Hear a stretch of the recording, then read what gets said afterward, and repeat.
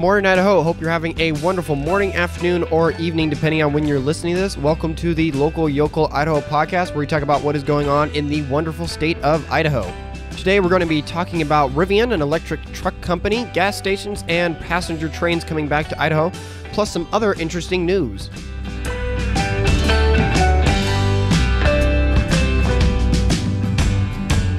But before we get into that, we have the morning banter. This is just kind of a little bit of a time that I talk to you a little bit more laid back before we get into kind of a little bit of the structured bit of the podcast. With that said, I'm back, as you guys have noticed, for the past 2 weeks, I think it is. I have been down with different stuff. I think it was 2 weeks ago now, I got a really bad stomach bug. And that was not good. I had a ton of diarrhea, and I could barely eat anything, and let alone trying to come here and record and different stuff. So I just had to scrap that week, and sorry about that, but there was no way it was going to happen. And then I was getting ready to ramp up for another week and stuff, but then I came down with just the common cold, and I had a sore throat and everything, and I could barely talk and stuff. And that's why this week is delayed, because that was last week as of the recording of this. And I was sitting there and I was going to record Saturday, but my voice was just not there. Plus, I also had to go to an event that I was asked to MC and stuff, and I just kind of destroyed my throat and my vocal cords just trying to get through that. And so I was just like, no, it's not happening. I'm not going to put your guys' ears through that and everything. So I decided to postpone it, and so I'm recording today. This should be the exact day that you're hearing it. I just will have recorded it several hours ahead, and then the editing time and all that and everything to get this out to you guys. But that is the reason for the slowdowns last couple weeks. I'm hoping I am past this sick spell, and I'm going to be able to move forward, and that we won't have that hiccup there again. Plus, with that said, there are some exciting things going to be coming here. Plus, there is some exciting things coming to the podcast. Mainly, number one, it looks like we're going to be getting some help here. I can't share any more names or stuff, but there is a gentleman that has stated that he's interested in helping me out doing this, and so we might have another co-host, someone to record here with me on here, and have kind of a little bit of a back and forth dialogue and some help with the script writing and stuff to make things a little bit more consistent. So hopefully, if I get sick in the future, which will inevitably happen, hopefully he'll be able to help fill in and keep things running, so we won't have these kind of breaks and pauses and stuff that has happened in the past with the podcast. Plus, with that, I'm hoping with his help, we'll be able to create some possibly new content that I'm excited about. I'm hoping this year to go around the state and make some videos and different stuff about some cool things, and just make some different content for you guys to kind of expand outside the podcast, because I know some people can't sit down as long, but they still want to know stuff about Idaho, and some of those things wouldn't be conducive to a podcast episode. It would be more conducive to a YouTube video or something. So those are some of the things in the works. I'll keep you updated as we're trying to work on those and do stuff and get those things into production.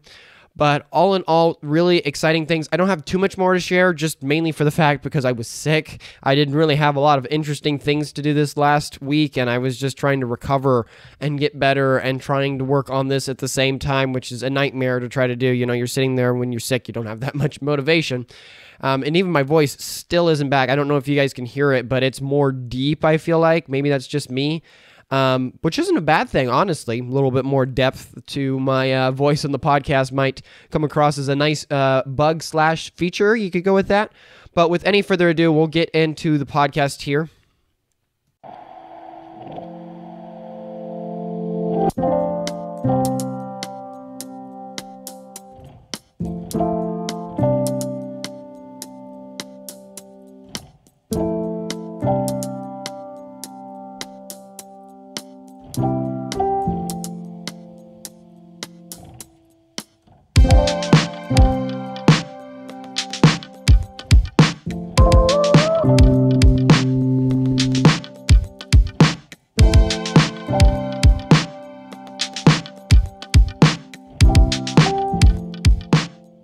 But with that said, here is the holidays and interesting events for the week. We have Monday the 1st of May, which is National Loyalty Day, Law Day, and International Workers' Day.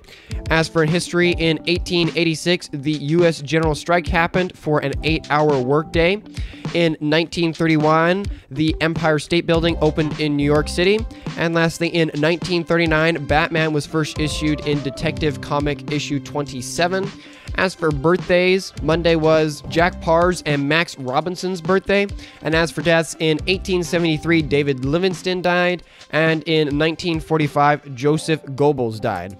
Moving on to Tuesday the 2nd of May is National Truffles Day, ooh sweet, and Teachers Appreciation Day. As for in history, in 1945, 1 million German soldiers surrendered to the Western Allies in Italy and Austria. And in 1945, the Battle of Berlin in World War II ended as the Soviet Army took command of the city. In 2008, the first Marvel film, Iron Man, was released. And lastly, in 2011, Osama bin Laden was killed by U.S. Special Forces in Abbottabad, hopefully I got that right, Pakistan.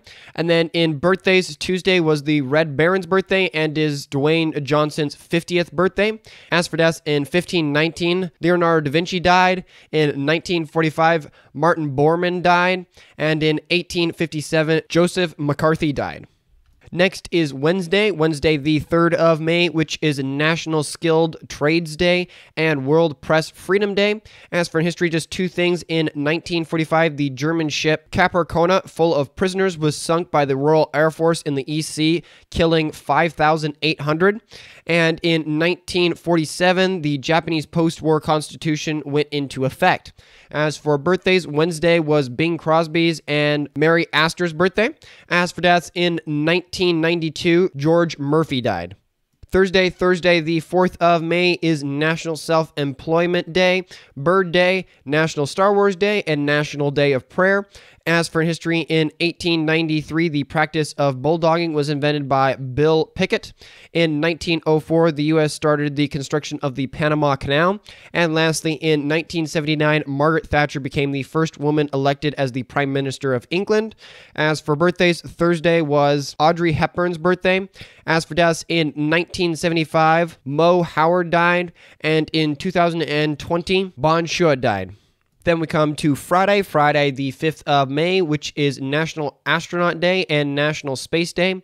As for in history, in 1955, West Germany was granted full sovereignty by free occupying powers. In 1965, the first large-scale U.S. Army ground units landed in South Vietnam. As for birthdays, Friday was Karl Marx's birthday and is Henry Cavill's 39th birthday. As for deaths, in 1821, Napoleon Bonaparte died. Saturday, the 6th of May is National Scrapbook Day and National Fitness Day. As for in history, in 1840, the first adhesive postage stamp was used in Great Britain. In 1889, the World's Fair opened in Paris using the Eiffel Tower's The Entrance Arch. In 1937, the Hindenburg exploded into flames at Lake Hurst in New Jersey. And lastly, in 1941, Joseph Stalin became the premier of the Soviet Union. As for birthdays, Saturday is George Clooney's 61st birthday. As for deaths, nothing to note. Lastly, we come to Sunday the 7th of May, which is National Tourism Day and National Lemonade Day. Ooh, my favorite. As for history, in 1867, Alfred Nobel patented dynamite, which was the first of 3 patents he received for explosive materials. And lastly, in 1939, Germany and Italy announced the Rome-Berlin Axis Alliance. As for birthdays, Sunday was Robert Browning's and Edwin Land's birthday. As for deaths, in 1896, H.H. Holmes died. In 1915, Alfred Vanderbilt died. And lastly, in 2000, Douglas Fairbanks Jr. died.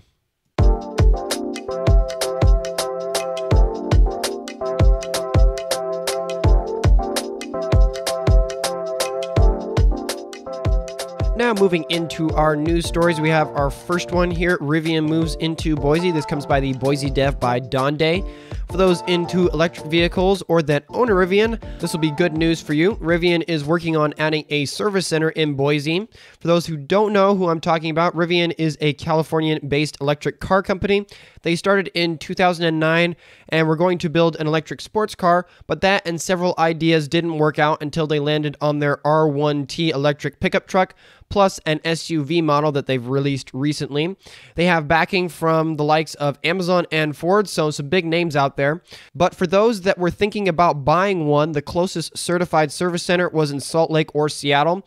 The addition of this location will add some more charging stations, service for Rivian's cards, and a place for people to see the cars in person and to purchase vehicles from Rivian.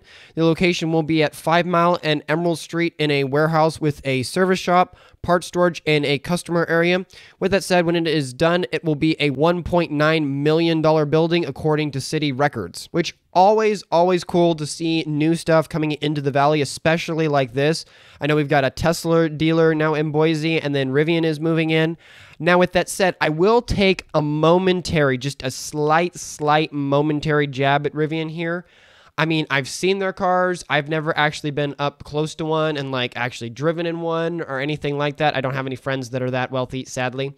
But they look like really great looking cars, and they seem to be well designed, and the mileage and different stuff, and they don't have this like really crazy like proprietary stuff like some of the Ford electric cars. I don't know why people would buy those, because they don't work with other things, and just yeah, that's a whole different thing. But the one thing that kind of bugs me is that if you look at the amount of investment Rivian's gotten from Amazon and all these big investors to build all this stuff, they're just barely getting these things off the assembly line. I think if you go to like the order page, I was listening to a podcast that I really enjoy, and one of the guys on the podcast, they went over and they looked at like Rivian's website or whatever. You'll have to check me on this.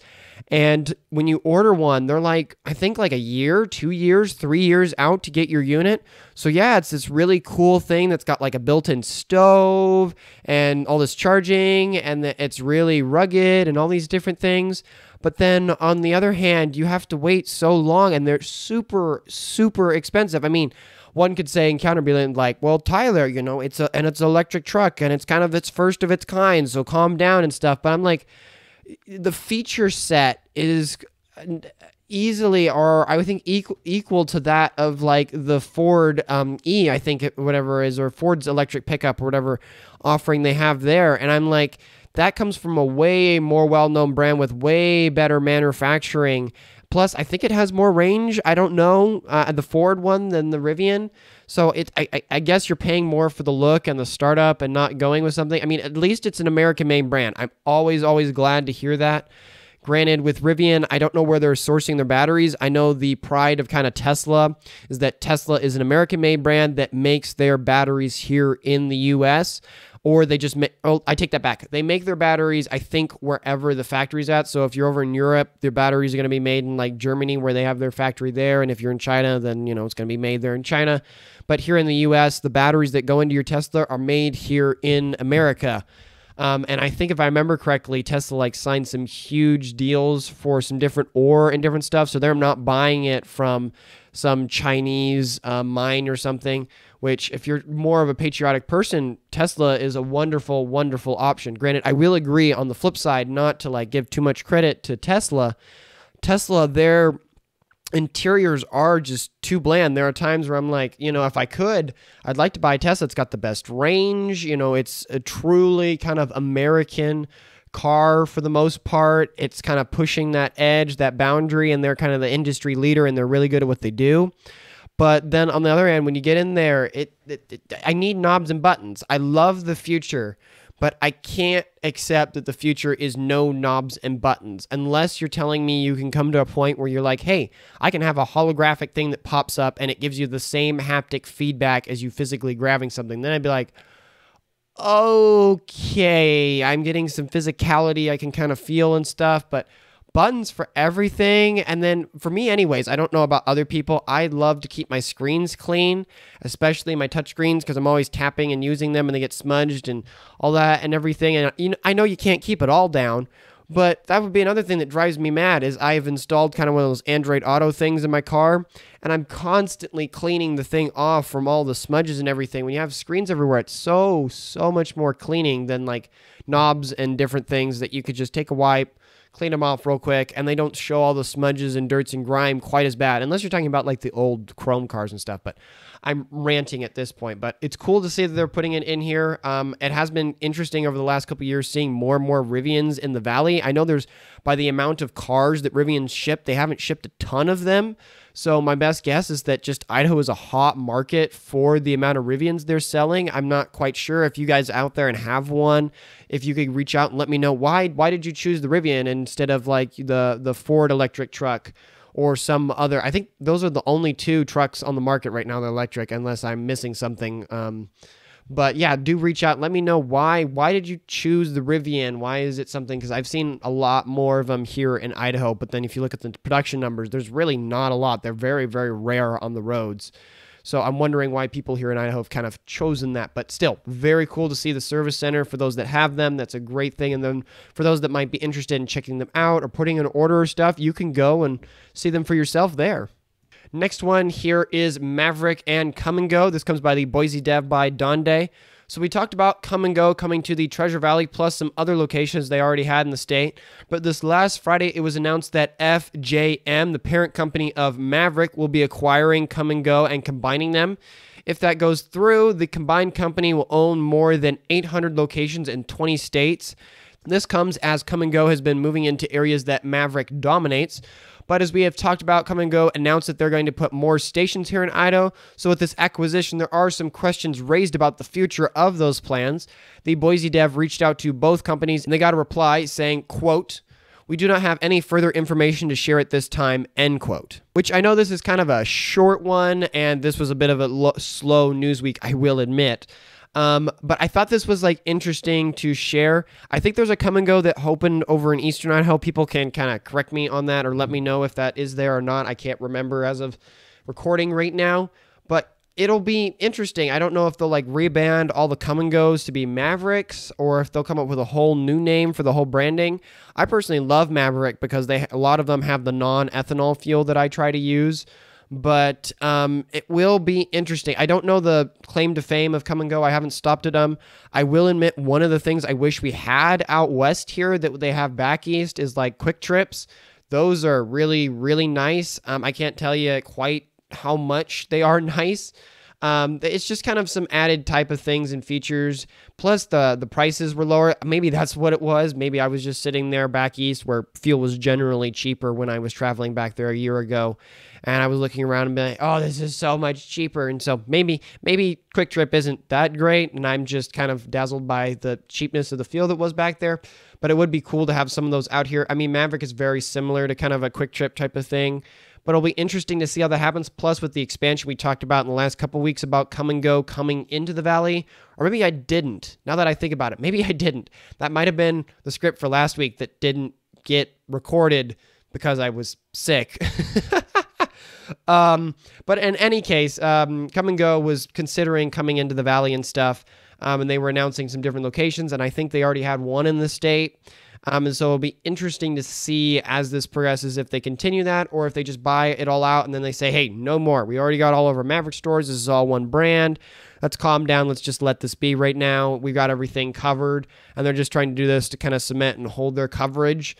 Which, I mean, all fairness, if, it's not anti-competitive, I think there's a lot of gas stations out there. So I think this merger will probably get approved and go through just fine. But still an interesting development to see happening. Next one is short but sweet local Caldwell honey. This comes by the Boise Dev by Ann Daly.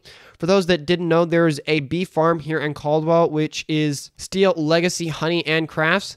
The Tate family runs the farm and are third-generation beekeepers. Plus, Mrs. Tate's parents own the Steele Apiary's bee farm in Eagle. As you can guess, they sell jars of honey and beeswax that can be used in crafts and candles. But they are also open to tours to teach people. You can take a tour for $30, which includes a bee suit and a honey tasting. Plus, if you got some friends or a co-op for a group of 10 to 15, it is $50, and the tour lasts for about 2 hours. Super cool to see. I know this is a very, very short article that I wanted to highlight, but I didn't know there was a honey farm here in Caldwell, let alone that it was connected to the one over in Eagle. I think it's the one I'm thinking about because I know I've had some friends that say that, like, yes, they just get their honey from the honey farm over in Eagle, and to see that there's kind of that same family kind of thing moving over and having one over in here Caldwell is super, super cool. Plus, I wanted to highlight it for all those co-ops and families out there that this is kind of a cool field trip idea that you can do with the kids, or if you're thinking about doing beekeeping or stuff, because that seems to be something that's kind of growing, people getting interested in raising their own bees and raising their own honey, because it has a lot of really cool and crazy benefits. That you could go take these tours and kind of get a general idea of what it's like, kind of the experience, the production, and how much effort and work it is, so you don't tie yourself into too much, because heaven knows that we're all guilty of that, sitting there and being like, oh, this would be so easy. This isn't so hard. And then you go and you actually read and research it and you're like, oh, yeah, this is a lot more than I thought it would be. And so going on things like this is a really good way to kind of calibrate one's viewpoint there on something, but still really cool. If you're in the Caldwell area and you're looking for kind of some local honey, a steady support, you might want to check them out and see about their honey and stuff there for your sweet needs. Now we move into the new Expo Idaho Park. This comes by the Boise Dev by Margaret Carmel.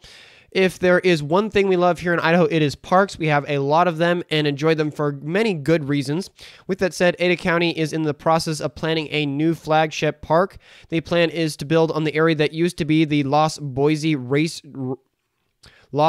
Horse Racing Track, which will be around 50 acres near the river. The current plan involves 5 different sections of the park. Each one can be added to or subtracted depending on how much funding is available for the project. With that said, there will be the Expo Edge Plaza area, which is 2.5 acres, the Ridge, which is 12.5, the Lowlands, which is 20 acres, an Adventure Play plus Greenbelt Gardens, which will be 9 acres, and then an all-wheel sports plus Greenbelt Garden area that is also 9 acres. The cheapest plan for the park would involve 4 miles of trails throughout the park, a small playground, public seating area / restroom, and a skating park. But with more funding added, more water channels could be added, the trails could be expanded to 10 miles, and the playground and skating area could be increased in size. Also, the previously talked about highlands and lowland areas will be treated as natural habitats with ecological centers and pathways for visitors to go through. But as we talked about above, more trails and or elaborate landscaping could be added in the area. Funding is there for it. With all that said, as of this last Wednesday, 80% of the planning is done for the park, and the bidding for the contractor should happen around September of 2024. Officials are planning to have the park done and open to the public by the end of 2026, and it is estimated to cost about $50 million. Which I think this is super cool. I swear I say that every time I intro. Now that I'm thinking about it, it's like the same thing I say every time. Oh my goodness. Anywho, these parks and stuff, I know you've got Ann Morrison and Catherine Albertsons. I don't know what the big ones are over there in eastern Idaho and stuff. I mean, up north, you've just got national parks. You're like, why have, parks when you've got state parks and national forests and different things to go into? So you guys don't have that, but you have more of those beautiful nature things, which honestly, in my opinion, 100% better than Ann Morrison or Catherine Albertson's park. Way, way better. So you guys got a plus there. But for those of us in the more developed area of the Treasure Valley here, we have to contend with ourselves with parks. Thankfully, it's not too long of a drive to go up to Bogus or something for a hike or Jump Creek or different things. But I think this is kind of interesting. I mean, they've got the Expo Plaza area. It seems to just kind of be an area that you could rent out. Then there's kind of cool dynamic. They've got the ridges and then the lowlands. So you're going to have this ridge that you can look out over, and then the lowlands that would naturally already be part of kind of the flood land that the river would have, the Boise River or the Snake River or whatever. And kind of having that, and I think they're going to have a nature center or whatever to talk about that, which is cool.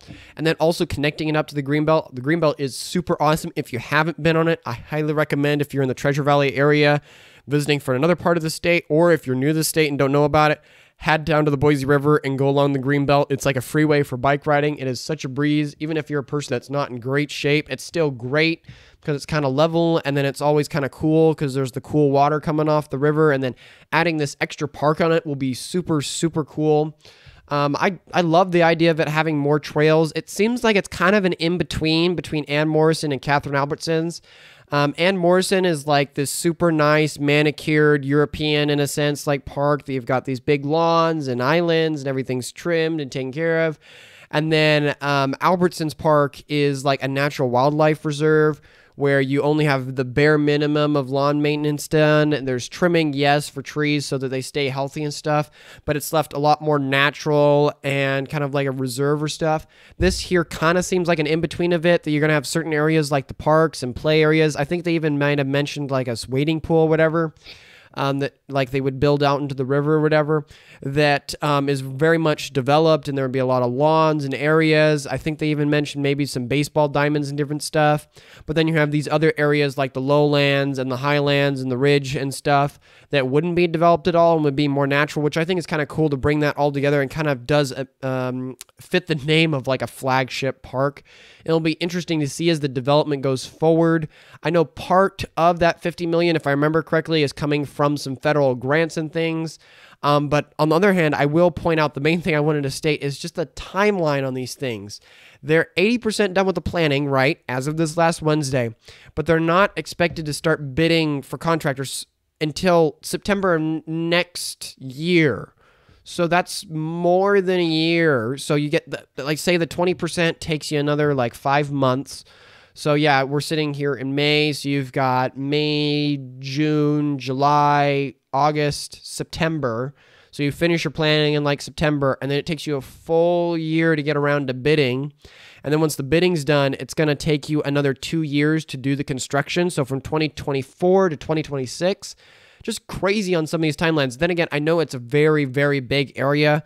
It's like, what did it have here? A total of 50 acres. So they're almost spending $1 million an acre. Yeah, 50 million, 50 acres. So about $1 million an acre. I wonder if that's just the cost to buy or different stuff. Which is just crazy to think about these timelines, you know, thinking about how much can change in a year. I was just kind of thinking of that as I was writing this article and being like, cool, this park's going to be done, but I'm going to be in a completely different stage in life and experiencing completely different things when this is done compared to what's being talked about now, which is just kind of crazy to get into. But for those that are interested, you can kind of drive by there. Let me know what's kind of developing, if there's anything happening, or if it's just all on paper things at the moment. But thought you guys should be aware of this kind of new super flagship park that's going in here in the valley. Now we come to our last main story, the return of passenger rail. This comes by the Boise Dev by Margaret Carmel. We have some news here about passenger rail coming back to Idaho, which is a topic I am very excited about and interested in. Last week, the Boise Metro Chamber's 2023 Annual Leadership Conference was held in Sun Valley.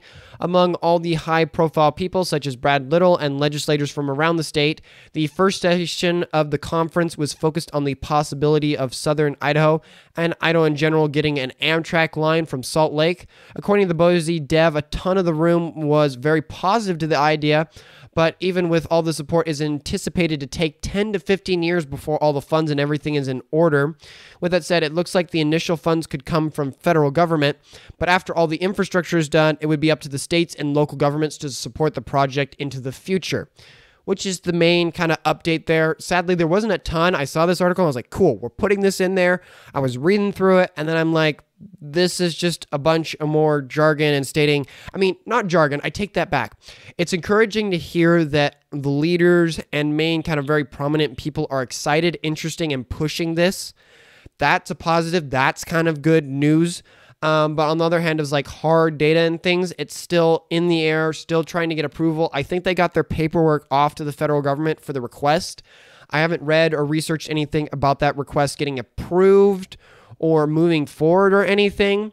But this definitely shows that they're kind of moving a little bit more in that direction. I'm also glad to see that the plan is to be like, cool, federal government, we need help with the funding to get this sucker off the ground. Okay, we got the sucker off the ground. Now leave it to us to maintain and update rather than it being something coming out of the federal government, which I'm going to delve a little bit into politics here. And I know, you know, we're not the same. Europe and America, we have our differences and different stuff, but I would love to give this analogy. I feel like a lot of us as Americans forget. Many states in the United States, are the size of countries over in Europe. Let that kind of sink in for a little bit. And what I mean by that in the sense of sink in is that there are countries the size of states that are countries that like have their own currency, their own economic system, their own heavy industry, that are self-sustaining in a sense, that pay their own budgets, have their own banking and all these other things, that can handle their own stuff and their own citizens. Let's take that back here to America. In America, states do have that possibility in the sense that we are a union. We all work together because we all are under the common values of the Constitution. All the states say, yes, we hold to the Constitution of America and the values that it proclaims, and that makes our constitutional republic our union. But that the states in the union can be self-sufficient from the federal government. The federal government has the interest, it is encouraged to help the states out because the states are what make it up. Without the states, the federal government does not exist. But with that said, the states do not have to be dependent on the federal government.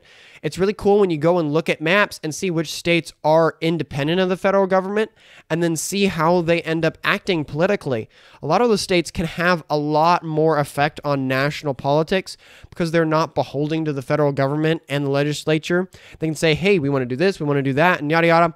And I've heard many other people say, well, as states, we can't do it on ourselves. We can't stand ourselves. Yeah, you see countries over in Europe that are the size of us as individual states, not all of them. I mean, we're not talking about some of the smaller states back east, but they can stand on their own. Why can't we as individual states do that on ourselves, on our own budget, pay for our own things, not take as much from the federal government, but instead give back more so that we can pay off our debts and deficits and different issues and stuff. And I think that's kind of just a legislative thing. I might be horribly wrong. I'd love for someone to kind of comment on that idea, but it's something that I've always thought is weird in our politics, that we kind of look at it as Americans, that as states can't stand on their own two legs and be kind of their own entities that can stand up to the federal government. But I really think you can when you just look at it geologically and resource-wise and economically, if one tries to prioritize local investment and local growth and making this robust, that, hey, we pay for things in state and make them in state, or if we can't make them in state, we use our money to buy it from other states to bring it in, not the federal government. But bringing that all full circle back into the passenger rail, I think this is really cool. The idea of being like, hey, you could live down in Salt Lake or have some of the more high-paying jobs. I've met many a person that's like, hey, I'd love to stay here in Idaho, but I got to move down to Salt Lake. I got to move to somewhere else because those high-paying jobs that would pay for my house or the career that I'm wanting in this high-technical field or whatever else, I just can't find it here in Idaho. And so they have to move, and then it's not affordable to commute that distance.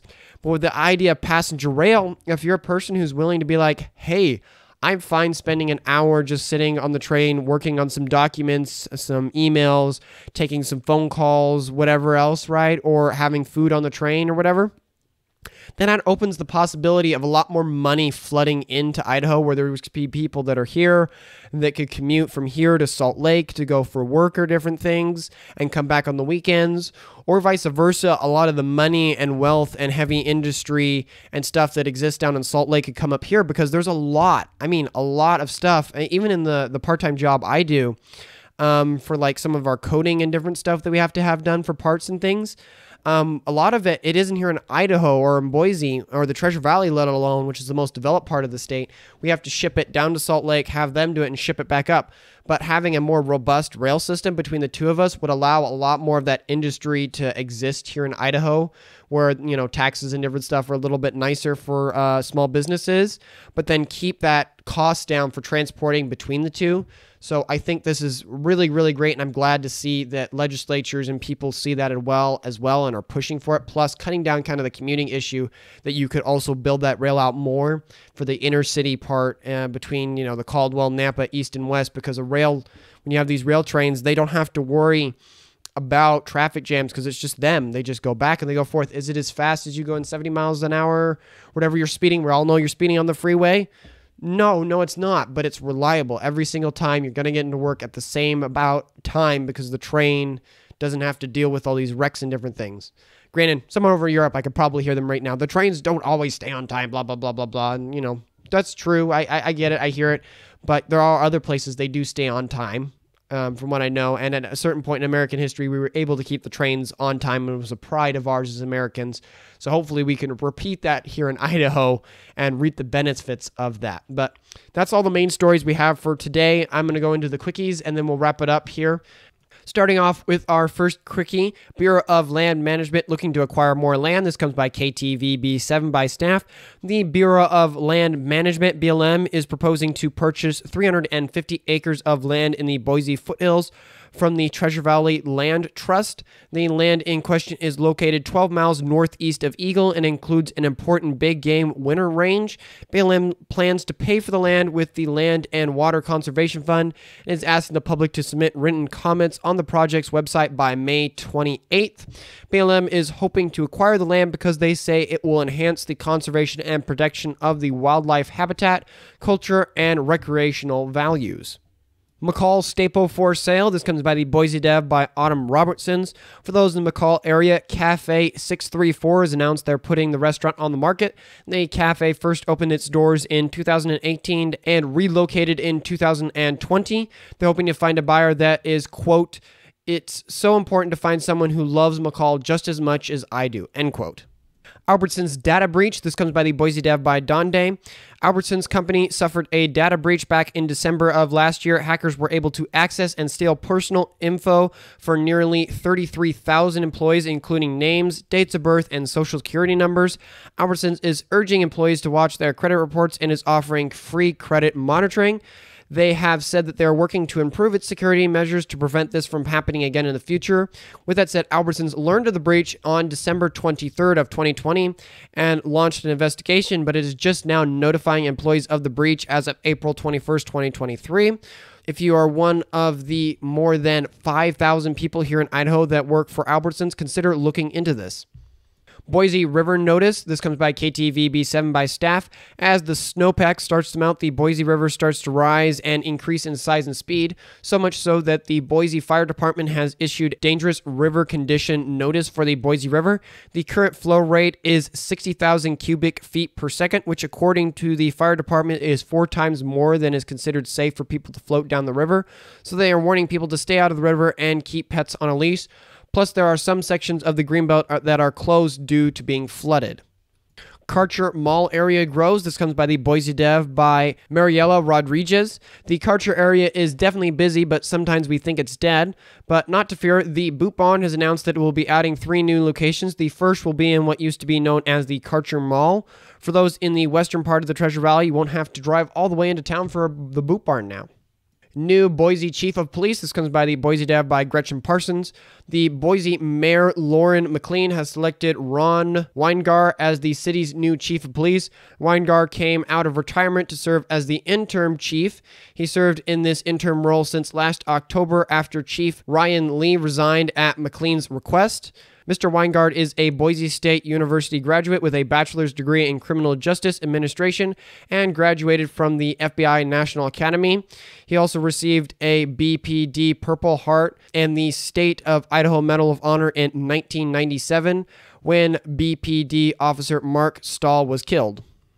And lastly, we come to our last quickie here. Phosphorus mine approved. This comes by the East Idaho News by staff. Another win for local jobs and domestic production. The Bureau of Land Management and the U.S. Department of Agriculture's Forest Service approved the Husky 1 North Dry Ridge Mine and Reclamation Plan. This mine is located on the southeastern part of Idaho and provide phosphorus, which is a key ingredient in fertilizer. With the approval of this, the mine is expected to create about 239 jobs and generate about $22 million in annual payroll.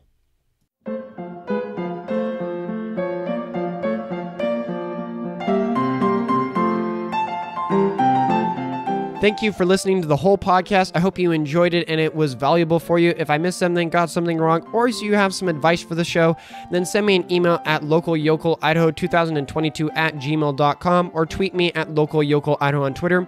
This show is a one-man show. I can't afford to go over everything, but I hope I was able to cover as many things as possible. Thank you for your help and support. That's all for now, and hope you have an excellent rest of your week. Godspeed.